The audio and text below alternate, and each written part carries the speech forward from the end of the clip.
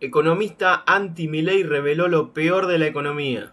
Ayer lo anticipaba el profe Rafael aquí, atención porque hoy está el número de la inflación, se cumplió la expectativa que tenía el gobierno, menos del 2, quedó en 1,9, y bueno, cada vez que nosotros decimos esto, empiezan a escribir, nos empiezan a llamar diciendo cómo puede ser, si a mí, no sé, yo no me lo creo, la inflación es más, etcétera, etcétera. Profe, a ver si me haces un pequeño raconto previo a la charla que vamos a tener con uno de los economistas más respetados de la Argentina. Te hago breve. Ayer hubo dos despelotes al mismo tiempo. El primero fue, como vos decís, el dato de inflación. 1,9% fue la inflación de julio, según relevó el INDEC. Ya venimos contando acá que siempre hay diferencias entre lo que mide el INDEC y lo que mide, por ejemplo, la Ciudad de Buenos Aires, porque la Ciudad de Buenos Aires toma una canasta de bienes y servicios más actual, en la cual los servicios pesan más en la estructura de gastos de los hogares. Por lo tanto, si suben las tarifas de luz, de gas y electricidad, van a tener más impacto en la medición porteña que en la medición nacional. Y lo mismo si sube la cuota de Netflix, para ponerlo más en criollo. O sea, todo lo que tiene que ver con servicios pesa más en el índice porteño. Aún así, este 1,9% tiene dos miradas. La mirada del gobierno es: por tercer mes consecutivo tuvimos una inflación debajo del 2%, algo que no sucedía desde hace, creo que 8 años. Y la mirada que podemos aportar desde Mandrilandia es: guarda, porque es el tercer mes consecutivo en el cual sube la inflación. 1,5 en mayo, 1,6 o 1,7 en junio, 1,9 en julio. Y guarda, porque en agosto vamos a tener la repercusión de la suba del dólar del 15% que ocurrió durante julio, que está de alguna manera trasladándose a precios, con lo cual no parece haber en el corto plazo más espacio para que esto siga bajando. Bien, tiene la amabilidad de atendernos, a pesar de que no le vamos a mandar tortitas negras, Emanuel Álvarez Agis, economista de la consultora P4Q. Emanuel, ¿cómo estás? Buen día. ¿Hay paro de delivery? Parece que sí. Pues vos sos acreedor a tortitas negras cuando venís al estudio, si no, no. Bueno, ok, lo tomo. Está bien, es la nueva Argentina. La próxima vez que me llames, ¿sabés quién te va a atender? Me vas a decir. La motosierra. Pasó la motosierra con el tema de tortitas negras. Está muy. ¿Cómo andan, che? Buen día. Muy bien, a ver, te convocamos y la idea era hoy darle alguna prioridad a algunas miradas sobre la economía, porque es verdad que pasa esto, ¿no? Si vos ves la tapa de Clarín, es como positiva ante la noticia de que el índice quedó en 1,9, la suba del dólar no impactó en los precios y la inflación fue 1,9. Si ves página 12, por buscar dos miradas bien antitéticas, una más cercana al gobierno y otra totalmente opuesta, más cercana al peronismo, dice, bueno, no, se terminó el proceso de desinflación, tercer mes consecutivo con la inflación subiendo. A ver, ¿cómo hay que mirarlo? Bueno, cuando uno estudia economía, digamos, o ejerce la profesión, estas cosas de blanco-negro, muy, muy típicas de la grieta, no resisten mucho análisis. Siempre en un proceso de desinflación uno mira primariamente la velocidad a la cual baja la inflación, porque se supone que si estás en un programa antiinflacionario es porque entendiste que la inflación es un problema, e inmediatamente a los 2 segundos empezás a mirar a qué costo baja la inflación.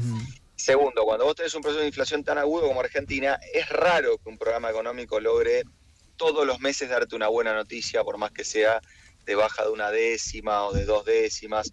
Usualmente estos procesos de inflaciones tienen, digamos, idas y vueltas. Viene bajando, te come 2 o 3 meses que sube, vuelve a bajar, te da un susto. Eso, la verdad que por eso muchas veces para mirar si el proceso está bien o mal, no es que lo único que importa es cuánto dé la inflación, sino todos los datos de contexto. En ese sentido, para mí, si lo que viene para adelante en términos de baja de inflación requiere que Argentina tenga estos niveles de tasa de interés, estos niveles de apertura económica, estos niveles digamos, de falta de competitividad en lo que refiere al tipo de cambio, yo creo que empezamos a estar cerca de un riesgo, que es que la gente cambie de preferencia. Digamos, que la gente empiece a decir, ¿sabes qué? A este costo no me gusta la baja de la inflación. Cosa que ha pasado en la historia argentina. Entonces me parece que el gobierno tendría que ser muy cuidadoso con la sintonía fina de ese proceso de desinflación. Lo digo sabiendo que esto cae en saco roto, porque para mí el rol del presidente debería ser más que nada calmar la ansiedad. O sea, entender que su rol político es explicarle a la sociedad argentina que dado lo agudo de nuestro problema inflacionario, no es muy conveniente prometer que la inflación todo el tiempo va a bajar y que es un problema que lo vamos a solucionar bien rápido, porque la historia del mundo nos enseña que estas cosas tienen sus idas y vueltas y tienen sus momentos complejos y tienen sus reversiones, y lo más importante de todo es lograr cuadrar la ansiedad de la gente para que baje la inflación con la dificultad real que vos enfrentás en ese proceso. Claro. Y en cuanto a esto que yo apuntaba, vos sabés que cada vez que nosotros damos un número o hacemos algún comentario diciendo, bueno, la inflación se mantiene o está a la baja, mucha gente se enoja porque dice, no, pará, si a mí yo la estoy pasando mal o me está costando más llegar a fin de mes. Bueno, hay una cosa simpática y una cosa más estructural, digamos. La cosa simpática es que eso pasa en todos los lugares del mundo, porque vos sabés que hay una parte de la disciplina económica que cruza psicología con economía, y que básicamente hace experimentos para entender cómo la gente decide las cuestiones económicas. Y ahí ya hay mucha evidencia de que usualmente el cerebro humano le duelen más las pérdidas que lo que disfrutan las ganancias. Y eso también vale para la inflación. O sea, uno neurológicamente, diría cerebralmente, se acuerda más de los precios que suben que de los que están quietos o no suben. Entonces, por eso muchas veces cuando vos tenés un índice de precios que baja, porque bajaron un montón de precios o se quedaron quietos un montón de precios en el supermercado, pero a vos te subió este mes el alquiler, estás a las puteadas. Y es normal que así sea. Ahora, lo que a mí me parece más importante y estructural es lo siguiente. Yo creo que hay un error en la opinión pública, en los comunicadores, cuando se habla de economía medio hacia boca de jarro, que es igualar baja de inflación con mejora del poder adquisitivo. O sea, pensar que inflación baja es exactamente igual a che, llego bien a fin de mes, tengo el bolsillo más ancho, estoy consumiendo más. La verdad que, por eso yo hablaba de los costos de desinflar. La verdad que hay programas antiinflacionarios que son recesivos, y entonces es probable que baje la inflación, pero que a vos te cueste más llegar a fin de mes. Y hay programas antiinflacionarios que son expansivos, o sea, que combinan baja de inflación con mejora del poder adquisitivo del salario. El programa de desinflación de Milei es bastante exótico, porque yo creo que en la primera mitad de lo que va de la administración de Milei se combinó baja de inflación con mejora del poder adquisitivo. Diría que es algo que ocurrió hasta marzo de este año, empezando en abril del año pasado. Ahora, de marzo para acá, la inflación ya no baja tan rápido, o incluso, como recién decían ustedes, no baja, pero además el poder adquisitivo empieza a bajar. O sea, a los argentinos le empieza a costar más llegar a fin de mes. Entonces me parece que ahí hay un problema, que es que la gente implícitamente decía, bajame la inflación porque así me va a costar menos llegar a fin de mes. Y la verdad que este tramo del programa económico no está así configurado, no está pasando eso. Emanuel, Esteban Rafael soy, ¿cómo estás? Hola Esteban, ¿cómo estás? Recién dijiste y repetiste que este costo para bajar la inflación es demasiado alto y que se corre el riesgo de que empiece a no gustar. Hablaste de salarios, pero ¿qué pasa con la tasa de interés? Bueno, es que primero, y algo que me parece bien importante para entender lo extraordinario de este momento, estamos viviendo un periodo de tasa de interés alta como no vivíamos, te diría, desde hace 28 años. 28 años. ¿Por qué? Porque obviamente lo que importa no es el número de la tasa de interés aisladamente, la tasa de interés nominal. Por ejemplo, hoy girar en descubierto en el banco te cuesta 80% nominal anual, pero ese 80% compara con una inflación que corre a razón del 22-25% anual. Entonces la tasa de interés real, que es básicamente la tasa de interés nominal descontada a la inflación, en esto los argentinos somos bastante sofisticados y que creo que se entiende lo que digo, esa tasa de interés neta de inflación es una de las más altas que vimos. Yo te digo, hay que irse 28 años para atrás en la convertibilidad para encontrar estos niveles de tasa de interés. Entonces, ¿cuál creo que es el problema? Tanto las empresas como los consumidores empiezan a decir, che, baja la inflación, pero porque yo me fundo, che, baja la inflación, pero porque yo me ajusto el cinturón, porque vos hoy, el consumidor, por ejemplo, empezó a entender que no le conviene comprar en cuotas, porque estas tasas de interés, la verdad que la cuota aprieta. La compañía se encuentra con que no puede pedir plata prestada en el banco si le faltan 2 mangos para girar los próximos 15 días o los próximos 20 días. Entonces, insisto, es un programa antiinflacionario recesivo. Y cuando tenés un programa antiinflacionario recesivo, hay gente que le va mejor y gente que le va peor. ¿Y cuál es, para explicárselo a la tía de Ale Fantino, cuál es el impacto? ¿Por qué el gobierno lleva la tasa de interés tan alto? ¿Qué es lo que está buscando?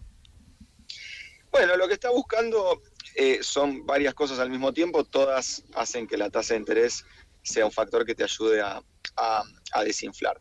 Obviamente sabemos que en Argentina cuando sube el dólar suben los precios, hoy eso ocurre, digamos, más lento y menos intenso, pero ocurre.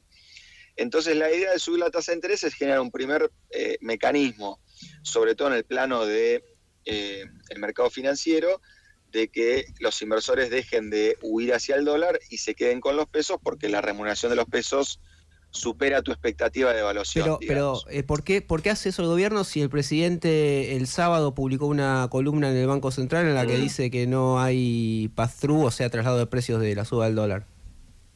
Bueno, es compleja la respuesta. Mira, yo creo que hay bastante evidencia ya hoy al gobierno de que el presidente muchas veces dice una cosa pero hace la inversa. Y no lo digo ni siquiera criticando, Por ejemplo, el presidente decía que iba a liberar el cepo el día 1 y iba a dolarizar, y por suerte hizo lo inverso. Digamos, por suerte hizo lo inverso. Entonces, si vos me preguntás, che, ¿el presidente cree que lo mejor es liberar el cepo y dolarizar? Bueno, eso dice. ¿Y por qué hizo lo contrario? Bueno, porque tal vez en realidad cree otra cosa, pero lo conviene decir lo contrario. Entonces, mi punto es, cuando vos ves la política monetaria del gobierno, que por supuesto que el aspecto más saliente es la suba de la tasa de interés, pero tiene un montón de componentes que son técnicos, los analistas nos encontramos con un desafío que es interpretarla. ¿Y por qué tenemos que interpretarla? Porque la verdad que no está escrito en un papel qué quiere hacer el gobierno, cuál es el objetivo y cómo lo va a conseguir. Entonces, cuando vos te pones a interpretar, es como, viste, los arqueólogos que encuentran pedazos de un bicho y los van poniendo juntos y van usando un poco la imaginación, un poco el análisis para entender, no sé, si era un sapo o era un dinosaurio. Bueno, los analistas estamos un poco igual, y cuando nosotros ponemos un banco central que vende futuros, un banco central que sube la tasa de interés, un gobierno que cuando la cosa se complica saca el dólar colchón, baja las retenciones, trata de emitir bonos en dólares, mi conclusión es que el gobierno quiere tener quieto el dólar porque sabe que si el dólar se mueven los precios, por más que el presidente diga lo contrario. Eso es como yo interpreto la política económica del gobierno en general y la política monetaria en particular. Entonces, cuando vos subís la tasa, por ejemplo, el consumo financiado concreto se cae. Claro. Entonces, la pregunta es por qué el gobierno está dispuesto a pagar ese costo, que es evidente. Bueno, uno tiene que pensar que el gobierno no es tonto, que debe pensar que hay otro beneficio que más que compensa ese costo. ¿Cuál es el otro beneficio? Que no suba el dólar y que baje la inflación. Y obviamente, yo creo que este presidente está puesto ahí. Y la mirada es política, obviamente, en pleno proceso electoral. Totalmente. En pleno proceso electoral, para un presidente que yo creo que evalúa que la sociedad lo va a, digamos, que las felicitaciones por bajar la inflación van a ser más grandes, o que los votos, digamos, a favor del presidente por bajar la inflación van a superar a los votos en contra del presidente por la recesión o el deterioro del poder adquisitivo o incluso el desempleo. Sí, o jubilados, o los modos, etcétera. Bueno, exacto. Sí, te hacemos un par de preguntas más que mis compañeros te quieren hacer. ¿Qué tal, Emanuel? Walter Garbarino te saluda. Hola, Walter. En este objetivo que tiene el gobierno de llegar con el dólar a raya y la inflación a raya para las elecciones, ¿cuánto ves vos que puede llegar a ser temporal y sostenible hasta las elecciones, y cuánto se está comprando un quilombo futuro, en el sentido en el que empieza a aparecer sobre la mesa la palabra de encajes remunerados, que son pesos a los cuales le estás pagando una tasa de interés alta y que en algún momento pueden volcarse a futuro como una bola más grande de pesos hacia el dólar cuando esto ya no sea sostenible en el tiempo? Bueno, mira, perdón, una digresión histórica, digamos. Vos sabés que los economistas desde 1992 tuvimos una enseñanza que, como toda enseñanza de economistas, ¿viste? Quiere decir que un pueblo la pasó muy mal para que nosotros aprendamos algo. Ujú. Pero básicamente en 1992 hubo una crisis financiera muy grande en Suecia y era una corrida contra la corona sueca, una corrida cambiaria contra la corona sueca, y en ese momento asume un presidente de un banco central y dice: yo esta corrida contra la corona sueca, esta devaluación la paro, y la voy a parar con la tasa de interés. Y el presidente del Banco Central de Suecia pone la tasa de interés en 500%. 500%. Entonces, abre el mercado, el tipo dice: la tasa de interés es 500%, van a ver cómo para la devaluación de la corona sueca. Lo llevan paseando como nene para el colegio, digamos. La corona devalúa, se va todo al demonio. Y a partir de ahí, ese mismo presidente, a los 5 o 6 años, da una conferencia y dice: bueno, quiero explicar lo que aprendí. Aprendí que a veces, cuando el tipo de cambio está desalineado, no importa la tasa de interés que vos pongas, no importa el instrumento de deuda que crees, no importa los artilugios que puedas hacer en materia de manejo de encajes, etcétera. A veces el mercado no quiere quedarse en tu moneda, quiere la moneda dura, digamos. Entonces yo creo que estamos empezando a coquetear con ese problema, empezando. Lo que me preocupa es que si el presidente, un poco la pregunta de Esteban era tan difícil porque uno no sabe si el presidente cree lo que dice o hace lo que cree, porque las dos cosas no coinciden. Si el presidente realmente cree esta cuestión de que en realidad todo está muy tensionado por el riesgo Cuca, con lo cual el día que yo gano la elección de medio término, el riesgo Cuca desaparece, baja el riesgo país, baja la expectativa de evaluación, eso permite bajar la tasa de interés, el dólar baja, la inflación baja y somos todos felices, yo ahí te firmo que estamos engendrando un problema futuro, a futuro quiere decir para el año que viene. Ahora, si el presidente es consciente que eso es simplemente un artilugio electoral, un argumento de campaña, y a ver, abarata el dólar para ganar la elección, que es un pecado que han cometido los últimos N gobiernos en Argentina, pero después corrige y vamos a un esquema un poco más competitivo, un poco más razonable, bueno, habrá sido una vivada política que le habrá pagado bien electoralmente, veremos después la población cómo se lo paga en la próxima, pero yo diría, para los estándares argentinos, bien jugado. Ahora, si se cree lo que dice, yo ahí estoy preocupadísimo, porque la verdad que si el presidente gana la elección, no viene una lluvia de inversiones. Las inversiones en Argentina tienen otra lógica, otros tiempos, otras ¿Me dejás agregarte, antes que te pregunte, por favor. te quiero agregar algo? Hay, a mi modo de ver, ¿no? También un riesgo Milei, además del riesgo Cuca, porque el presidente no está evaluando lo que significa no generar consensos, lo que significa estar casi en estado de ira permanente, que quizás eso lo ha hecho ahora recapitular el tema de los insultos. El presidente no está evaluando lo que implica que 5 o 6 gobernadores salgan y digan: con este tipo no, al final no es por acá. Mira, Reinaldo, hay un punto importante de lo que decís, pero te lo voy a decir porque la otra vez me lo decía un fondo de inversión del exterior cuando charlábamos sobre esto, y yo me sentía como en la obligación de explicarle, y la verdad que me lo explicó mejor él a mí. Me dijo: mirá, si el presidente Milei cree que hay riesgo Cuca, entonces que me cambie todos estos bonos que tengo yo de Argentina que vencen en el 2041 por uno que vence el 9 de diciembre del 2027. Porque hace 2 presidentes que Argentina no reelige a su presidente. Claro. Entonces la verdad que si el que viene después, el propio presidente me dice que va a cambiar toda la política económica argentina, porque debería ser consistente. Claro, no, yo invierto, pero dentro del mandato de Milei. Claro. Y entonces eso que hace que la economía funcione de acá o sea, un horizonte ridículamente corto. Entonces, insisto, como cuando Macri decía: si gana el kirchnerismo viene el cuco, si gana el kirchnerismo viene el cuco, si gana el kirchnerismo viene el cuco. Bueno, ganó el kirchnerismo y vino el cuco, pero es una profecía autocumplida. Claro. Insisto, yo sé que es difícil generar consensos en este país, en este mundo, pero la verdad que es una soga muy cortita, viste, jugar a que si el otro gana se va todo el demonio. Totalmente. Emanuel Jorge Tartaglione, ¿cómo estás? Hola, doctor, ¿cómo le va? Te voy a hacer una pregunta extremadamente difícil, muy difícil. trabajo en un taxi, o en un Uber, o en un kiosco, y me sobraron 130.000 pesos. Me paro en la puerta de la consultora P por Q y te pregunto, ¿qué hago? Compro... Pará, te dije que era difícil y vos... Te dije que era difícil. Y me compraban. Decís, no, comprame $100, ponelo en plazo fijo, ponelo fondo de inversión, comprate lata de sardina o sacar en cuotas una heladera. A ver, viste que era difícil. Re difícil, porque aparte, yo te digo algo, yo asesoro financieramente a clientes que invierten millones de dólares. Claro. No me pone nervioso. Lo que me pone nervioso es cuando viene un amigo y me pregunta, ¿compro dólares? Y claro. Porque siento que le puedo cagar la vida. Para el otro es un laburo, ¿viste? Pero para ese tipo se le juega la diaria. Te digo algo. La verdad que, viste, el abuelo te diría, nene, comprá dólares, que acá siempre que compraste dólares, tarde o temprano ganaste. Pero es cierto que cuando uno es un profesional de las finanzas, yo te digo lo que nos pasó con Milei.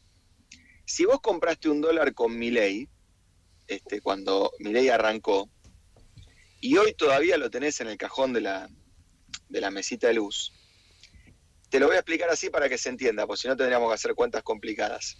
Es como que lo hubieses comprado en diciembre del 2023 a 3.000 pesos el dólar, y hoy te hubiese bajado hasta 1.400. O sea, paradójicamente, comprar dólares cuando arrancó Milei fue la peor de las decisiones financieras. Por eso, cuando Esteban me preguntaba lo que me preguntaba, yo decía, che, ojo, porque si uno le daba bola a Milei al principio, ¿qué decía Milei al principio? El peso es excremento, no renueve los plazos fijos. Ahora, paradójicamente, lo mejor que podrías haber hecho, cuando era el lunes, es tener un plazo fijo en pesos. Entonces, ahí mi respuesta, y de verdad no es para esquivar la pregunta, sino es la única respuesta que te puedo dar en 14 segundos, rápido y sin ser irresponsable, es que le prestes atención no al abuelo argentino, sino al abuelo más de otros países que te dice, nene, nunca los huevos en la misma canasta, nunca todos los huevos en la misma canasta, ¿sí? Un poquito de peso, un poquito de dólar, un poquito de bono, un poquito de acciones, que hoy la verdad yo te puedo contestar esto porque vos entrás a cualquier billetera digital de la Argentina y es recontra fácil hacerlo. Lo que sí, hay que asesorarse, hay que estudiar, hay que leer, porque si el Uber S me pregunta, ¿qué hago con las 130 lucas? Yo le digo, comprá acciones de, no sé, suponete, Mercado Libre. Y después me llama a los 7 días y me dice, che, pero yo necesito ahora las 130 lucas, porque era una inversión de 7 días, bueno, nos mandamos la cagada del siglo. Entonces siempre uno que va a tomar una decisión financiera tiene que pensar en el horizonte, tiene que pensar en su situación económica, tiene que pensar de qué quiere cuidar esa plata, porque si las 130 lucas son para salir con los pibes dentro de 15 días, y por ahí mejor un plazo fijo. Si las 130 lucas es el primer ladrillito de tu próxima casa, y por ahí mejor $1. Entonces, o sea, no me quiero correr, pero lo que te digo es, yo le diría al Uber, al pibe que maneja, le diría, hacemos un favor, pagame el café, charlamos una hora y después eso te cuento. Mirá, te estoy cobrando barato. Gratis nada, muy bien, es una consigna. Cartita negra te mandamos. Lo que te quiso decir, doctor, que la próxima vez que le quieras preguntar algo, por lo menos una docena de tortita negra. Pero escúchame, acá sacas un cardiólogo de cabecera, un médico de familia. No, escúchame, después de economista y abogado, lo peor que hay es odontólogo, pero nosotros estamos ahí, digamos, estamos cerquita. Emanuel, muchas gracias, como siempre, te mando un gran abrazo. No, gracias a ustedes, che, un gusto saludarlos, cuídense. Emanuel Álvarez Agis, economista, vamos a escuchar seguramente otras opiniones en el programa de hoy. En realidad, como disparador usamos el tema de el número de la inflación, 1,9 en el día de ayer. Todo lo que eso dispara cada vez que aparece el número de inflación, también lo que pasó con las tasas, lo que está pagando el gobierno, y bueno, ¿y qué te pasa a vos en definitiva, que es lo importante? Son las 11:34, ya volvemos. Si querés sumarte a la batalla cultural contra las nefastas ideas de Javier Milei, dale like, suscríbete y deja tu opinión en la caja de comentarios.